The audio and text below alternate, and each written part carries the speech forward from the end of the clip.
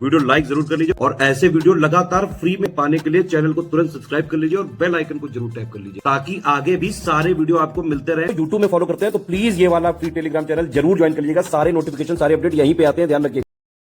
MPPSC का prelims exam आपका 28 अप्रैल 2024 को प्रस्तावित है। अभी भी यही डेट है, ध्यान रखिएगा। करीब 55 दिवस आपके एमपीपीएससी प्रीलिम्स एग्जाम यानी राज्य सेवा प्रारंभिक परीक्षा के बच रहे हैं।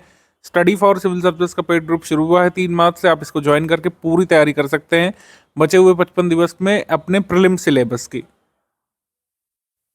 जो भी मेंबर्स ये ग्रुप ज्वाइन करना चाहते हैं, इन गिवन नंबर्स पर आप व्हाट्सएप मैसेज करके अधिक जानकारी प्राप्त कर सकते हैं और इस ग्रुप में जुड़ सकते हैं। क्योंकि अब सिर्फ 55 दिवस बचे हैं और आपको पता है कि इस साल सिलेबस भी बदला है, तो आपको अच्छे से प्रीलिम्स की तैयारी करने में जुट जाना चाहिए। मेंस वगैरह का सब कुछ छोड़ करके आपको ध्यान देना है कि आप प्रीलिम्स का कट ऑफ निकालें सबसे पहले और उसी दिशा में काम करें। जब सिलेबस नया होता है तो पेपर बहुत डिफिकल्ट साइड नहीं आता है और पेपर चाहे जैसा भी आए कट ऑफ कम रहता है जिस साल सिलेबस बदलता है एमपीपीएससी में। लेकिन फिर भी हमको हाई कट ऑफ के लिए तैयार रहना है, क्योंकि पिछले साल जो आपका दिसंबर 2023 में पेपर हुआ था पुराने सिलेबस पर, अब तक का सबसे हाईएस्ट कट ऑफ उसमें गया था, जबकि 2-3 क्वेश्चन वहाँ पे डिलीट भी हुए थे तब भी। पैटर्न वही है, पैटर्न में कोई बदलाव नहीं है। प्रथम प्रश्न पत्र सामान्य अध्ययन 2 घंटे का जो 200 अंकों का है, इसी से जो है आपका कट ऑफ डिसाइड होगा राज्य सेवा प्रारंभिक परीक्षा का। तो यहाँ पे सिलेबस हम लोग देख लेते हैं, क्योंकि सिलेबस इस साल बदला गया है। जनवरी में नोटिफिकेशन आया था कि सिलेबस ही 2024 से प्रभावशील है। प्रथम प्रश्न पत्र का सामान्य अध्ययन का सिलेबस बदल चुका है। संकल्पना, विचार, प्राचीन भारतीय ज्ञान परंपरा, भारतवर्ष, वेद, उपनिषद, ये पहले नहीं हुआ करता था हमारे सिलेबस में। सिंपली भारत का, प्राचीन भारत का इतिहास ऐसे करके लिखा रहता था, लेकिन हमको इन सब चीज़ों को डिटेल में पढ़ना है। आपको सब नोट्स में मिल जाएगा। ये जो हमारा मतलब कंटेंट है वो एकदम 2024 के सिलेबस को ध्यान में रख करके बनाया गया है और सारा आपको एक साथ डिलीवर कर दिया है। आपको अब वेट नहीं करना पड़ेगा। किसी भी बुक में इस नवीन सिलेबस के हिसाब से कंटेंट अभी भी डेवलप नहीं किया जा सका है। स्टडी फॉर सिविल सर्विस में ही आपको मिल सकता है। तो जितनी भी ये चीज़ें यहाँ पे बताई गई हैं वो सब हमने यहाँ पे अपने कंटेंट में इंक्लूड कर लिए हैं। मध्य प्रदेश का इतिहास संस्कृति में कई सारी चीज़ें यहाँ पे बदली गई थी। जनजातीय व्यक्तित्व पहले जो है इसमें थोड़ा आता था, लेकिन अब एक और मेजर पॉइंट बना दिया गया मध्य प्रदेश की जनजातियाँ। ये वाला आप देखेंगे, अगर मध्य प्रदेश की जनजातियों के संबंध में हमको काफ़ी सारी चीज़ें यहाँ पे तैयार कर रही हैं। मध्य प्रदेश की जनजातियाँ, विरासत, लोक संस्कृति, लोक साहित्य, भौगोलिक विस्तार, इनका परंपराएं, विशिष्ट कलाएं, त्यौहार, उत्सव, भाषा, बोली, साहित्य और संवैधानिक प्रावधान जो मध्य प्रदेश में किए गए हैं, संग्रहालय, प्रकाशन, लोक साहित्य, लोक संस्कृति, सब कुछ यहाँ पे कवर करना है।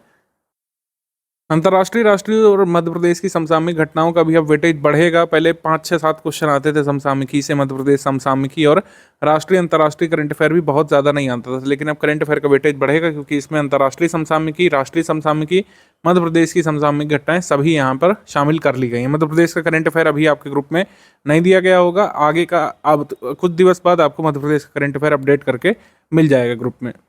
इस सिलेबस में सतत विकास लक्ष्य यानी एसडीजी के बारे में लिखा हुआ है। एसडीजी की में जो प्रोग्रेस की मध्य प्रदेश ने वो भी हमको कवर करना है और एसडीजी का बैकग्राउंड बेसिक भी हमको कवर करना है। सब आपको हमने सिलेबस में अपडेट करा दिया है। एसडीजी लगभग सभी स्टेट पीसेस पूछते थे, एमपीपीएससी ज़्यादा नहीं पूछता था, लेकिन अब इसमें शामिल कर लिया गया इसको। अनुवांशिक रोग, सिकल सेल एनीमिया, कारण प्रभाव निदान कार्यक्रम तो शहडोल से लॉन्च किया गया था पीएम मोदी जी के द्वारा। तो ये तो अपने आप में एक प्रश्न है कि ये कार्यक्रम जो है सिकल सेल एनीमिया उन्मूलन कार्यक्रम, ये कहाँ से लॉन्च किया गया था? शहडोल जिला, मध्य प्रदेश से। तो ये सब हमने कवर करा दिया है आपको। उपग्रह और अंतरिक्ष प्रौद्योगिकी, ये पहले नहीं आता था, भारत की उपलब्धियाँ इसमें, ये हमको कवर करना है। और कुछ चीज़ें जो बदली हैं, जैसे एक अलग से आयोगों वाला सेक्शन होता था, संवैधानिक, सांविधिक, प्रादेशिक आयोग संस्थाएं, वो यहाँ पे एक सब पॉइंट के रूप में शामिल कर लिया है। अब इतना वेटेज आयोगों का नहीं रहेगा।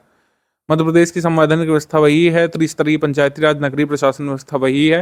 मध्य प्रदेश में गुड गवर्नेंस यानी कि सुशासन, ये अलग से एक बिंदु जोड़ा गया है। सतत विकास लक्ष्य में मध्य प्रदेश की प्रगति, ये जोड़ा गया है। और आत्मनिर्भर मध्य प्रदेश, एक जिला एक उत्पाद स्कीम, ये जोड़ा गया है। और आईपीआर भी जोड़ा गया है, बौद्धिक संपदा अधिकारों में प्रगति। एक पॉइंट ये भी जोड़ा गया है कि G20 जैसे पूरे साल भर चर्चा में रहा, भारत के पास अध्यक्षता थी जो ब्राज़ील के पास चली गई है। सार्क, आसियान और विदेशी व्यापार नीतियां भारत की। तो नवीन सिलेबस है, ऐसा नहीं कि पूरा ही सिलेबस सर के बल बदल दिया गया है। कुछ चीज़ें यहाँ पर नवीनतम लेटेस्ट पैटर्न के हिसाब से पूछी गई हैं जो अन्य स्टेट पीसेस पूछ रहे हैं। जैसे अन्य स्टेट पीसीएस भारत के भूगोल में यहाँ पे काफ़ी फोकस कर रहे हैं जलवायु घटनाओं पर। अल नीनो, ला नीना, दक्षिणी दोलन, पश्चिमी विक्षोभ, इस पर भारत के प्रभाव क्या पड़ेंगे, जलवायु परिवर्तन के परिणाम क्या होंगे, ये सब इसमें कवर करना है हमको। मध्य प्रदेश का भूगोल ज़्यादातर वही है। एक चीज़ ऐड की गई है, जनसंख्या का वितरण, घनत्व और नगरीकरण। पहले नगरीकरण ज़्यादा नहीं पूछा जाता था मध्य प्रदेश का। अब देखिए, जिस ग्रुप में जो आप आए होंगे उसी हिसाब से आपका कमिटमेंट होगा। जैसे एमपीपीएससी सिलेबस का, प्रीलिम्स का आप कंप्लीट पेड ग्रुप ज्वाइन किए होंगे तो नवीन सिलेबस के हिसाब से टोटल 10 टॉपिक का टॉपिक वाइज कंटेंट आपको मिल जाएगा। 10 फुल लेंथ टेस्ट सीरीज मिलेगी आपको। इसका प्लान अभी आगे पीडीएफ में दिया हुआ है। अब पेड क्विज में क्वेश्चंस की प्रैक्टिस करिए। जिन क्वेश्चंस के आंसर आपको नहीं पता है, गलत होते जा रहे हैं, तो आप परीक्षा के लिए नोट करें और उसको जो है आगे के लिए ध्यान रखें। डाउट क्लियरेंस की सुविधा उपलब्ध है। कोई भी आपका डाउट है, पेड क्विज से संबंधित डाउट है, टेस्ट सीरीज से संबंधित डाउट है, सिलेबस कंटेंट से संबंधित डाउट है, आप यहाँ पे पूछ सकते हैं। और एमपीपीएससी प्रीलिम्स 2024 का complete paid group without doubt clearance आप ज्वाइन कर सकते हैं। इसमें सब कुछ दिया जाएगा जो कंप्लीट पेड ग्रुप में है, बस डाउट क्लियरेंस की सुविधा यहाँ पे उपलब्ध नहीं होगी। अगर आपको डाउट क्लियरेंस नहीं कराना है तो ये वाला ग्रुप आप ज्वाइन करके पढ़ सकते हैं। सिलेबस वाला ग्रुप जरूर आपको ज्वाइन करना चाहिए, क्योंकि नवीन सिलेबस के हिसाब से अभी तक नोट्स नहीं उपलब्ध कराए गए हैं किसी भी कोचिंग के द्वारा, किसी भी बुक पब्लिशर के द्वारा। अभी भी वो जो कंटेंट जरूरी है इस साल 2024 के सिलेबस के लिए वो डेवलप नहीं कर पाए हैं। ओनली स्टडी मटेरियल जो है और पेड क्विज, इसका जो है ग्रुप आप ले सकते हैं। तो स्टडी मटेरियल के साथ पेड क्विज से प्रैक्टिस कर सकते हैं। एमपी स्पेशल स्टडी मटेरियल और पेड क्विज आप ले सकते हैं, मतलब भारत का इतिहास, भारत का भूगोल, ये सब आपको तैयार है। मध्य प्रदेश स्पेशल बिंदु जो हैं, जैसे मध्य प्रदेश में आईपीआर की प्रगति, मध्य प्रदेश में सुशासन, मध्य प्रदेश के आयोग, मध्य प्रदेश की जनजातियां, इससे संबंधित आपको टॉपिक चाहिए तो आप ये वाला ग्रुप लेकर के रख सकते हैं। इसमें एमपी स्पेशल जितना भी है इस पूरे 2024 के सिलेबस में, प्लस पेड क्विज पूरे सिलेबस की वो आपको मिल जाएगी। और टेस्ट सीरीज पेड क्विज आप ले सकते हैं, ओनली पेड क्विज आप ले सकते हैं केवल प्रैक्टिस के लिए। तो ये है कुल मिलाकर के, जो भी ग्रुप आपने लिया होगा उसमें आपको उस तरीके का सपोर्ट मिलता रहेगा। जो लोग फुल पेड ग्रुप में है उसमें पूरा हमारा कमिटमेंट है आपका प्रीलिम्स का कट ऑफ निकालने के लिए। जो भी यहाँ पे आवश्यकताएं पड़ेगी, चाहे कंटेंट देने से संबंधित हो, चाहे आपकी प्रैक्टिस कराने से संबंधित हो, डाउट क्लियरेंस से संबंधित, पूरी टीम यहाँ पर तन्मयता से लगी रहेगी 27 अप्रैल तक। हम लास्ट ईयर टॉपिक में क्या क्या आता था अभी बहुत ज़रूरी नहीं रह गया है, क्योंकि अब तो सिलेबस ही बदल गया है। जैसे राष्ट्रीय प्रादेशिक संवैधानिक और सामुदायिक संस्थाओं से 10-10, 8-9 क्वेश्चन आते थे करीब, लेकिन अब ये बहुत मेजर नहीं रहेगा। एक या दो क्वेश्चन, बहुत ज़्यादा 2 क्वेश्चन आएंगे, क्योंकि एक सिलेबस का उप बिंदु बना दिया गया है। पहले ये मुख्य बिंदु हुआ करता था, ठीक है। जैसे ये समसामयिकी है, समसामयिक घटनाओं से 5 प्रश्न आया करते थे, अधिकतम 9 आए, लेकिन अब जो है 12-15 तक भी प्रश्न आ सकते हैं। समसामयिकी का वेटेज इस बार बढ़ेगा, ये ध्यान रखिएगा। तो समसामयिकी और अच्छे से हमको स्टडी करना है। जो जो यहाँ पे दिया गया है आपको ग्रुप में वही सफिशिएंट है, अलग से कुछ नहीं करना है। फिर प्रीवियस ईयर का कट ऑफ देख लेते हैं। कट ऑफ तो आप देख ही लीजिए, यहाँ पर 160 नंबर यहाँ पे कट ऑफ गया था 2022 में, और ऐसे ही 162 नंबर गया था इस साल 2023 वाला जो गया था। यूआर के लिए 162 गया था। हालांकि पेपर थोड़ा इजी गो टाइप का था, 1-2 क्वेश्चन के आंसर बदले भी गए थे, 2 ऑप्शन सही मान लिए गए थे, तो उस हिसाब से जस्टिफाइड था। लेकिन जब से सिलेबस बदलता है कट ऑफ जो है वो गिरता है। ये आपने देखा ही एमपीपीएससी में, जिस साल सिलेबस बदल देता है कमीशन उस साल कट ऑफ थोड़ा सा कम साइड रहता है। तो इस साल भी ऐसे ही रहने की उम्मीद कर रहे हैं। हालांकि आपको मैक्सिमम अटेम्प्ट करने की ही तैयारी करनी होगी।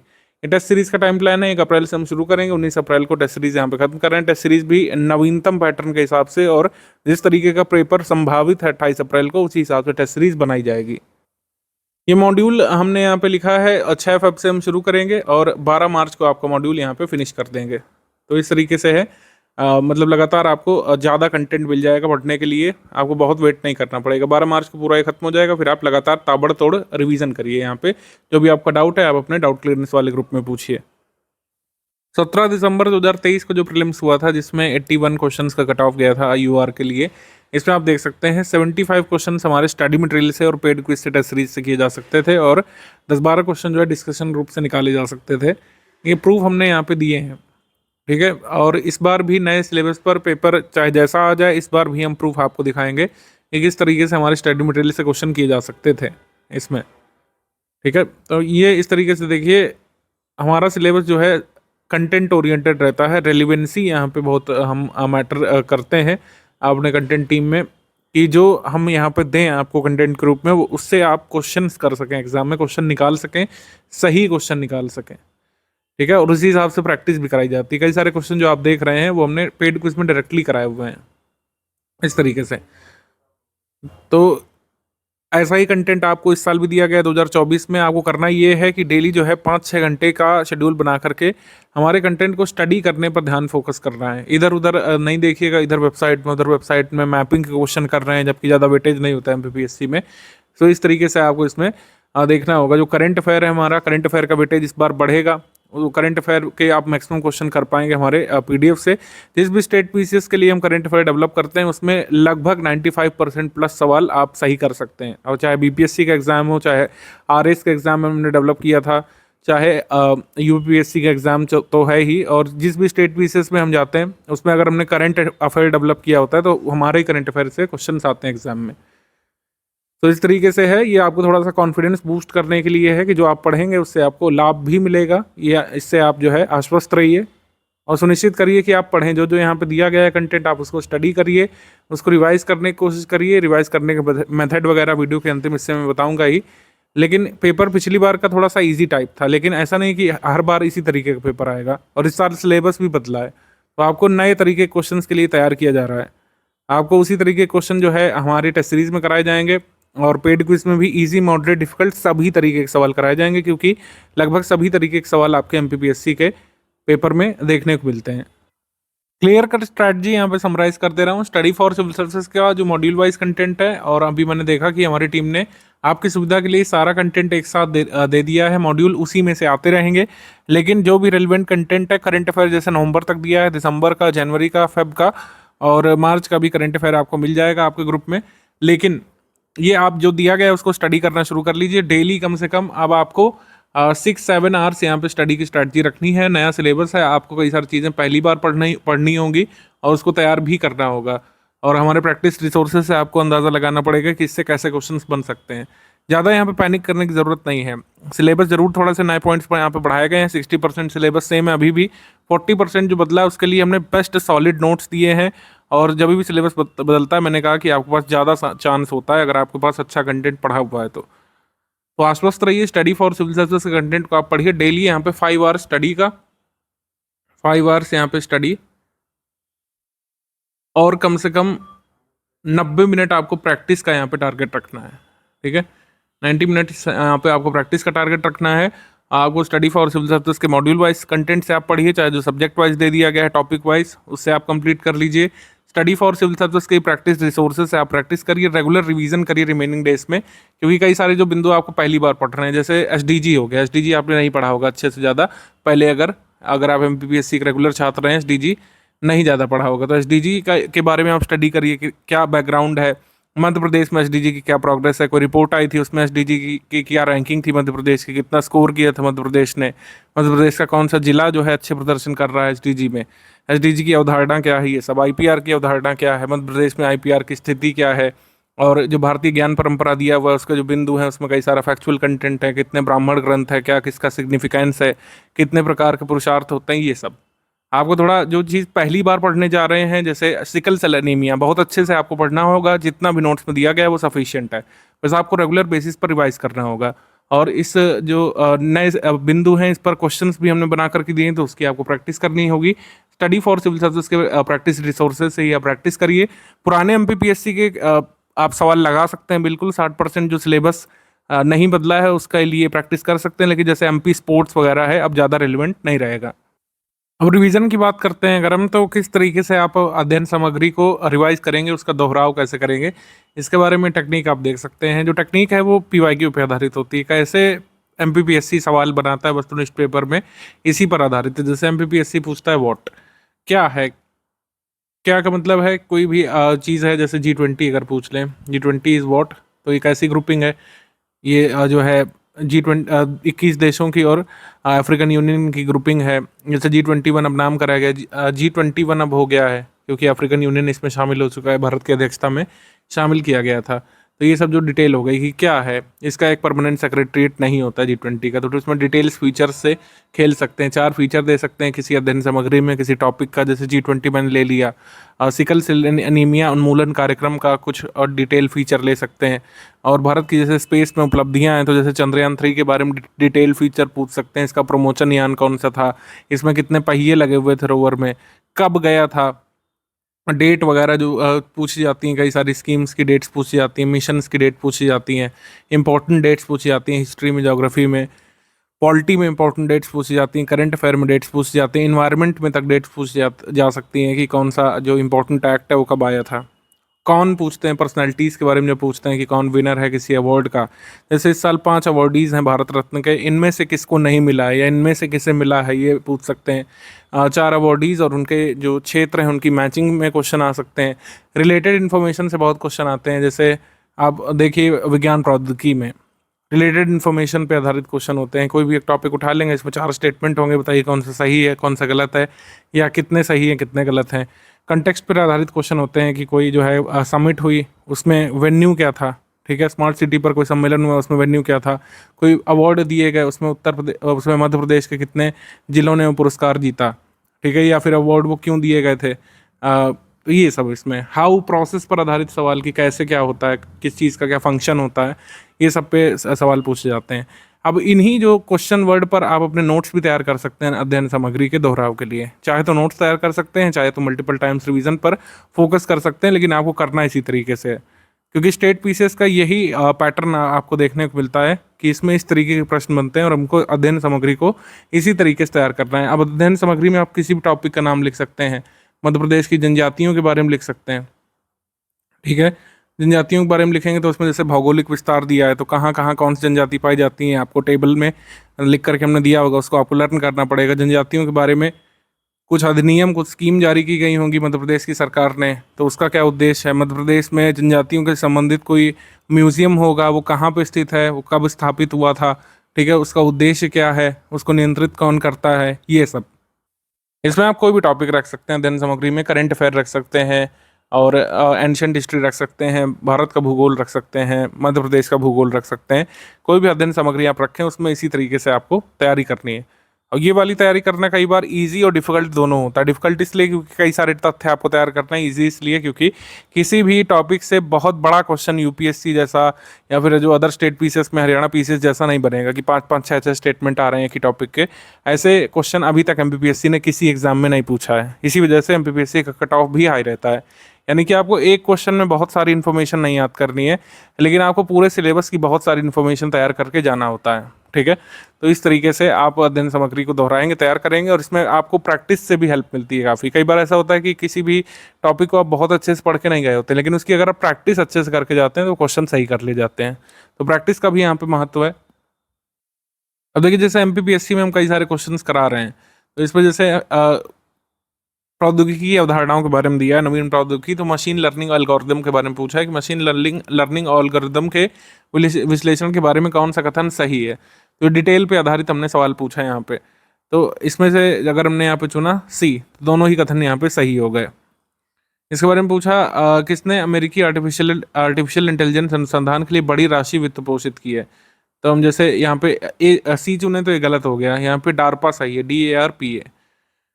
मशीन लर्निंग के लिए निम्नलिखित में से कौन सी भाषा सर्वोत्तम होती है। तो जैसे हमने पाइथन चुना, ये सही हो गया। निम्नलिखित में से चैट जीपीटी विकसित करने वाली कंपनी ओपनएआई के संस्थापक मुख्य कार्यकारी अधिकारी कौन है। सैम ऑल्टमैन है। ये यहाँ पे भी सही हो गया। डीप लर्निंग एल्गोरिदम कंस्ट्रक्ट किए जाते हैं कितनी लेयर पे। तो ये हमने अगर ऐसे चुना 3, तो 3 लेयर सही हो गया। तो इस तरीके से आप लर्न करते जाते हैं। कंटेंट अगर आपने पढ़ा होगा मशीन लर्निंग का और इसके साथ क्वेश्चन कर रहे हैं तो आपको बहुत लाभ मिलता है। In which of the following year the great mathematician and computing pioneer Alan Turing ने जो एलन ट्यूरिंग टेस्ट इंट्रोड्यूस किया था कि मशीन ह्यूमन की तरीके थिंक कर सकती है या फिर नहीं, किस ईयर में किया था। तो जैसे 1950 में किया था, तो बी वाला यहाँ पे सही हो गया। मेरा आंसर जो गलत हुआ हम यहाँ पे देखेंगे कि आगे से हम ध्यान रखेंगे कि 1950 सही है। इस तरीके से आपको तैयार करने में हेल्प करता है क्विज प्रैक्टिस। मैनिपुलेटर किसे कहते हैं। मैनिपुलेटर कहते हैं रोबोट आर्म को। Option number C. Tinkering lab जो है, अटल टिंकरिंग लैब किसने स्थापित की है। नीति आयोग ने। Option number A. Ministry of electronics and IT ने फ्यूचर स्किल्स प्रोग्राम किसके साथ कोलैबोरेशन में शुरू किया है। तो जैसे नासकॉम के साथ शुरू किया है। तो इस तरीके के कई सारे तथ्यात्मक सवाल हम आपको करा रहे हैं जो डायरेक्टली एग्जाम में भी आ सकते हैं, और जो कंटेंट दिया गया है उसको तैयार करने में तो हेल्प आपको मिलती ही है। कौन सा टूल एआई का यूज़ नहीं करता है। तो ये टास्कस नहीं करता है, एआई का उपयोग नहीं करता है। इस तरीके से CERT.in को साइबर सुरक्षा के क्षेत्र में निम्नलिखित में से कौन सा कार्य करने के लिए राष्ट्रीय एजेंसी के रूप में नामित किया गया है? तो हिंदी इंग्लिश दोनों में है। तो इसमें emergency measures for handling cyber security भी सही है। Forecast and alerts of cyber security incidents, collection analysis of information regarding cyber incidents, चारों ही काम है। तो ऑप्शन नंबर डी यहाँ पे सही होगा। किस मिनिस्ट्री के अंतर मतलब आईटी मिनिस्ट्री के अंतर्गत ये CERT कब इस्टेब्लिश हुआ था? 2004 में इस्टेब्लिश हुआ था। ठीक है, तो ये सब फैक्चुअल इन्फॉर्मेशन से संबंधित हम तथ्य यहाँ पे आपको कराते जा रहे हैं। कई सारे क्वेश्चन हो चुके हैं और अभी आपके अप्रैल एंड तक कई सारे क्वेश्चन और भी कराए जाएंगे। अगर मेंबर्स के कोई भी डाउट है तो आप अपने डिस्कशन ग्रुप में पूछ सकते हैं।